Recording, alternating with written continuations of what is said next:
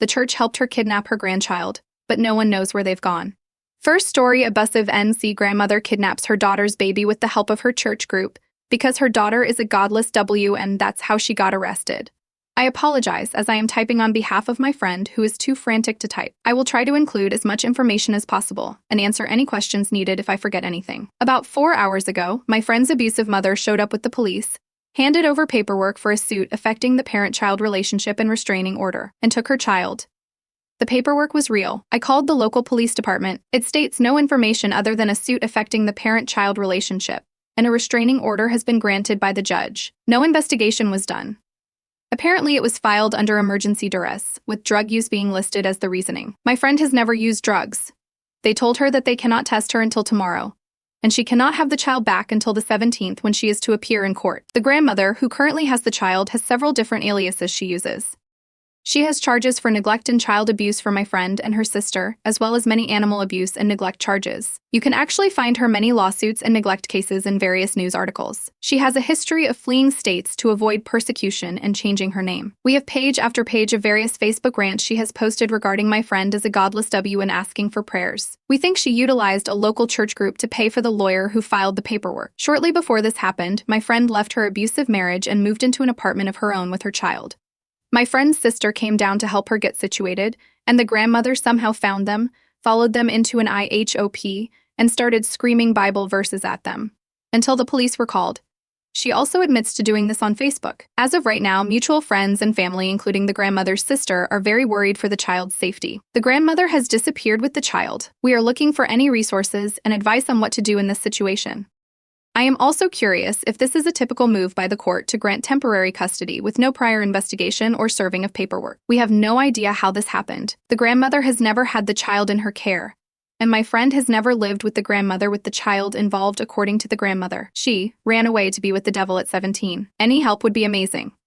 Also, once again, I apologize for any missing information. This happened very suddenly, and everyone is quite frantic and emotional. Edit to add.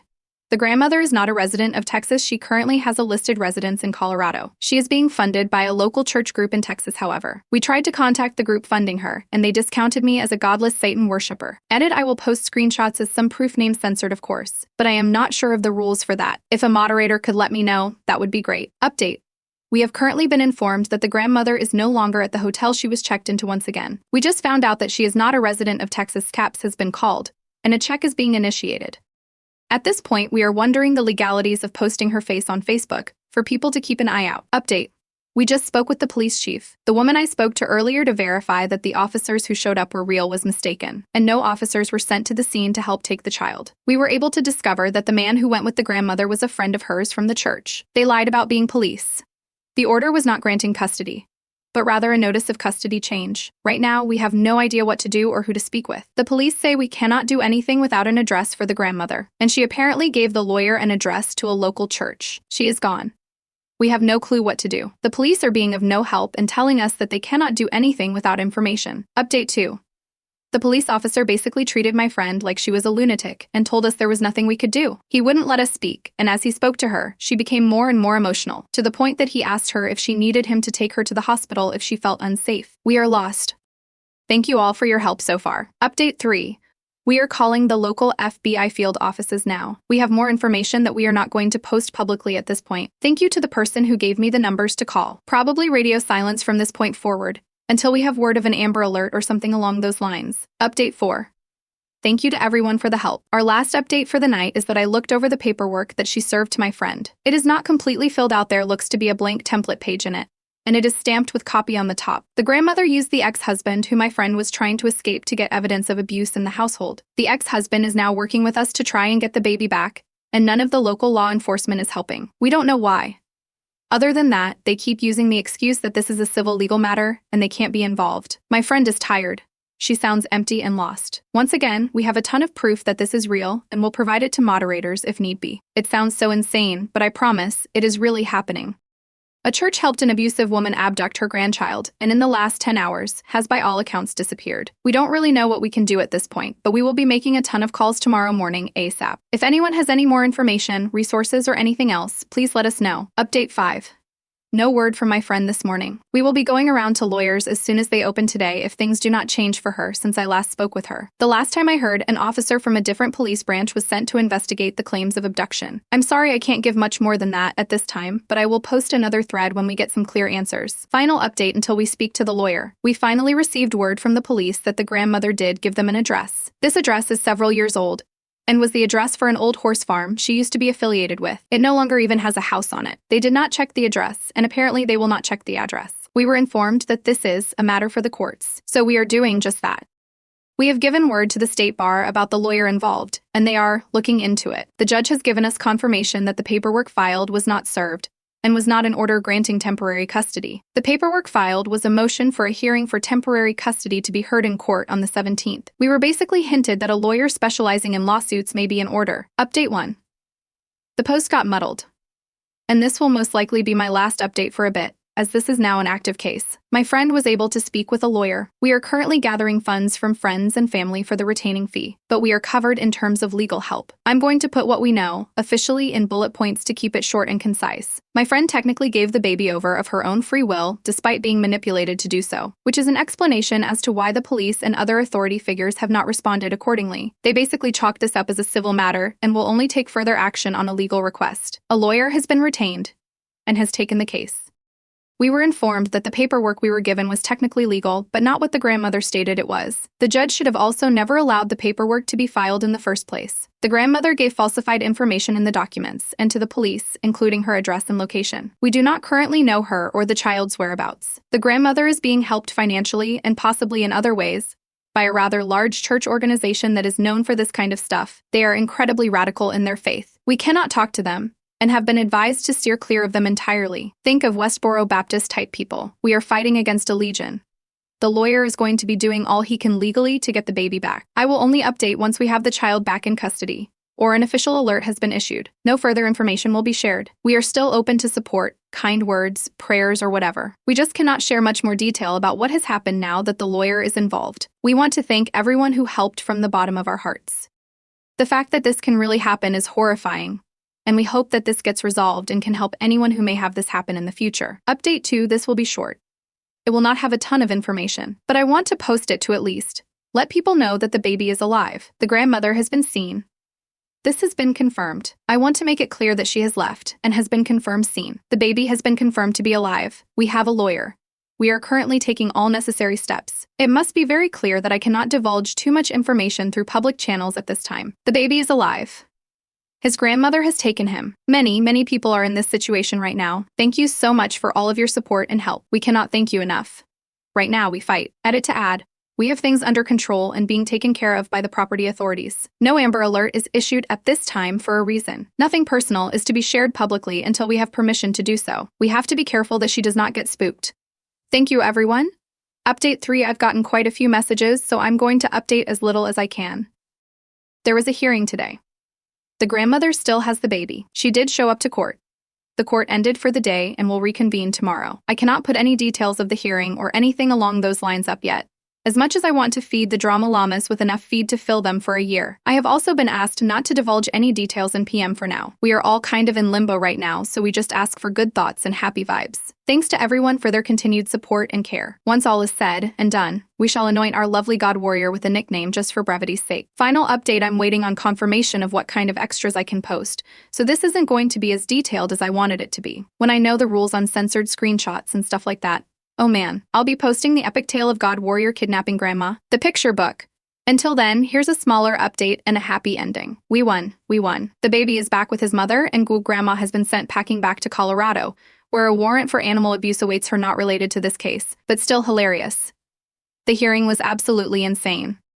The wicked stepchild of Judge Judy and a televangelist, Grandma, actually yelled, "Praise Jesus," and jumped out of her seat whenever something went her way. Her lawyer tried just about everything he could to win. He tried claiming we faked the drug tests. There were 3 different types that my friend had done by an accredited office. He told the judge that my friend's witnesses should not be able to testify because they are Satanists and practice sex rituals. I wish I was making this up. He actually said that the testimony of Grandma's eldest daughter shouldn't be taken into account, because she is a polygamist and her father is a transsexual. The eye roll the judge made at this was beyond epic. It was just ridiculous.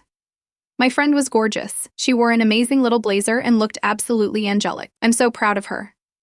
The entire support crew that showed up for her was so well-mannered and nice. It was just fantastic. Guac Grandma actually showed up to court on the first day, with the baby completely soaked through his diaper, poop and all, and a horrible diaper rash, and tried to blame it on my friend. She actually told the judge she didn't have enough money, that my friend didn't give her enough diapers, and that my friend was failing as a parent for not having this 9-month-old baby potty trained already. During the break, our side went and got him fresh diapers, took care of his poor little butt, and sent her a 48-pack because she got to keep him overnight. Don't ask me why. I wish I knew. She showed up the next day with the baby still in the same dirty clothes, another soaked diaper, and no extra diapers. We all wondered what she was doing. But considering she posted at least 4 posts every 5 minutes on her Facebook, all the way up until the moment of the trial, I can imagine she was doing that. Either way, this is over. Restraining orders are being handed out like candy. She threatened us sort of by saying, evil people will die and know the Lord soon or whatever, and she's going to be in jail soon. My friend just wants to never hear about or from her again, so she's leaving it at that. The judge admitted he made mistakes in this case. The lawyer had supposedly given him several good reasons or whatever to cause him to act as he did. But he still admits he should have looked further into the situation. As for the lawyer, I'm kind of trying to talk my friend into reporting him. He was the shadiest, slimiest human being I have ever seen in my life. There is no way he's even seen the code of ethics. Anyway, for now, that is the update we all needed. We are going out to celebrate and cuddle with a freshly washed baby. Second story, a man-child boyfriend browses through OP's mobile to see if she is cheating, because he was cheated on by his ex, then confesses he cheated on OP with the ex. The other day, I 21F was baking, and my boyfriend 22 came into the kitchen to hang out with me for a bit. So we're talking and laughing, and at this point I was basically elbow deep in flour, so when I got a text, I asked him to look at it and reply to it for me. It wasn't anything bad, just my friend asking if I was home so she could come over. I told him to text her. Yes, she could, and after he did that, he started looking through my phone. When I asked him what he was doing, he said, "I'm looking through your chats, it's no big deal." Sir, this is not how this works. I just felt annoyed that he would use that opportunity to look through my phone, so I asked him why. He just said he wanted to see what I was up to. Now, I don't have anything to hide, but the reply angered me and made me think he didn't trust me. Also, the way he went about it was a little irritating because I asked him to do something, and he took advantage of that opportunity. Would I rather he do it secretly, he asked. No, in fact, I'd rather he didn't do it at all. Of course, the predictable, if you didn't have anything to hide, then you wouldn't be irate right now. Pissed me off even more. I'm literally kneading furiously at this point and asking him repeatedly to please drop my phone. He refused and went to our bedroom and locked himself in there. I'm not one to do too much, and I also had nothing to hide, so I waited for him to come back from his little expedition and come and answer to me when he didn't find anything. It was about 20 minutes when he came back in with a goofy smile and dropped the phone back on the counter. I asked him if he found anything, and he said no, that maybe I'm just good at hiding with that same stealing grin. At this point, I'm boiling and ask him how he feels about invading my privacy. And he says that my privacy is his privacy. I tried to explain that I didn't like how he went about it, and I don't like that behavior at all, but he was countering, saying that if I wasn't cheating or being dubious, then this shouldn't be a big deal. If I want to look through his phone too, I'm welcome. I just silently walked away and have been seething for 2 days. He tried to apologize, but he still doubles down on the fact that if I had nothing to hide, I wouldn't be pissed. But I didn't. Like Fess, I just don't my privacy being invaded like that. Like, what's so hard to understand? I'm hurt and frustrated because it's the principle that matters. I won't be out here looking through his phone, and if I wanted to, I'd just ask. And it's the same here. If he'd just asked, I'd have let him. He's an amazing, sweet man to me, and I love him with all my heart. But he gets jealous sometimes, and when I react to it, he tries to push it off like it's no big deal. He says he trusts me. And he just felt like seeing what I've been up to. Am I looking for tits on an ant here? Sorry, HW reference, couldn't help myself. But I feel like I'm going crazy. What can I do? Edit, I'll be speaking to him tonight and laying down clear ground rules. Might have to make an ultimatum if all else fails. We'll update you on what happens. I'm really scared and sad, and I feel betrayed. I've been with him for 1.5 years, and this is the most hurt I've ever felt from him. I will break up with him if it comes down to it, because above all else, I prioritize myself and my mental health. Update, 3 days later. I wasn't able to post on our relationship advice. I don't know why, so I decided to just post here for anyone who wanted an update. I may try to update the OG post whenever I can. This is a little long, I'm sorry. Firstly, I want to say thank you from the bottom of my heart. The responses I got here were so eye-opening. Things I never thought of before. I realized that his jealousy wasn't normal. Me being able to handle him when he gets like that was me literally getting used to the cycle of abuse. I had told a commenter that he was cheated on really badly by his ex. People were asking if it was true, and it was. I was the person he came to when it came crashing down, and he has receipts, so I never thought he was lying. We didn't get together till 1 year after they broke up, though, because in that time we had gotten closer, and I really felt for him. I feel like being with him while he healed was not a good idea, especially as I've been so involved with him as sort of emotional crutch after the fact of his breakup. One way he found out about his ex's cheating was by testing her. This should have been a red flag. I, however, told him later in our relationship that he should do nothing of the sort. I won't tolerate it. On the day that I posted, I went to meet up with my friend, who's sort of a tech whiz interestingly. She's the same friend I asked him to reply to. She combed through my phone, laptop, and iPad and confirmed there were no bugs or anything cloning or spying through my devices. That was a effing relief. When I got back home, he had made dinner for us, got me my favorite snacks, and really wanted to talk. I was receptive to him, and I really thought he had thought about his actions and was ready to apologize properly. Boy, was I wrong. He admitted that he was testing me, playing manipulative mind games with me. He thought that if he made me scared about finding something out, I would break down and confess. When I didn't, and he didn't find anything on my phone, he started feeling guilty. I asked him why he just didn't come to me if he was having suspicions, and he said that that would have given me an opportunity to lie, and that the way he went about it was a surefire way for me to not have any time to cover my tracks. What? An arsehole. So why did he keep doubling down? Man, you're going to have to ask him. He just said that the guilt made him do stupid things, but I didn't believe that. I asked him outright if he was cheating on me. He said no. Taking advice from Yall, I asked him for his phone so I could look through it, and I did. He sat there with his leg rattling under the table. I think it was nerves. Another red flag to me. I think he deleted some messages because his boy's GC, whom I know for a fact he always spoke in, was not there, and there were gaps in a conversation with a girl he knows I don't like because she had been texting him earlier in our relationship, and he had told me not to worry about her. The messages that were there were just regular conversations with the occasional trauma dumping from her and vice versa, things I thought he could only feel comfortable telling me. When I asked about this, he denied having anything scandalous to do with her. She was a close friend, and if he told me about him talking to her, he knew I'd freak out and break up with him. I just didn't believe him. I had such a nagging feeling. I didn't want to see anymore, so I just dropped the phone, and my heart was breaking and breaking and breaking. He showed me that he had booked a flight to Bali for a couple's trip to show me how sorry he was. I was stunned because how can I find something booky on your phone when you confess to testing me, and you're still trying to do damage control? Funny enough, in my head, I was imagining scenarios of him taking my passport and leaving me stranded if something happened that he didn't like. I started realizing that if I could think that he could do something so heinous, he probably would. I told him that he hurt me badly because of his insecurities, and he crossed a huge line by infringing on my privacy in such a way, not hearing my no, and I didn't think that I could continue being with him from that point on.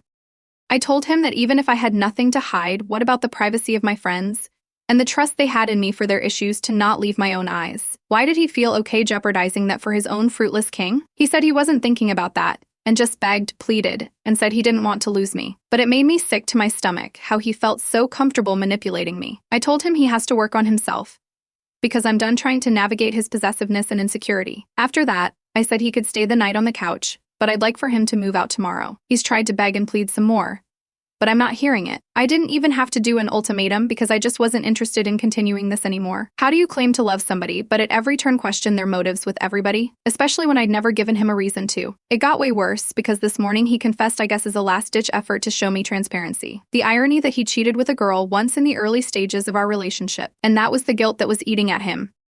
He tried to lock himself in the bathroom. Another one of his manipulative tactics that I realized he liked to do when something didn't go his way, lock himself in a room till I conceded. But I told him I'd call the police. I've never said that before, and I guess he realized I was serious. So he came out and took some things and went to his brother's. I'm heartbroken. I'm hurt. And I feel like I've lost a part of myself. I feel like my whole relationship was a power trip filled with control and lies. I used to see myself as strong, but thinking back on our relationship, I realized the many things I endured just because I felt I was handling it. One thing though, I am glad I came here. You helped me realize that this could have gotten worse and that my life could have been in danger later down the line. If not that, then I'd have been filled with more pain and regret later had this come up, or if I had allowed this to continue. So yeah, that's where we're at now.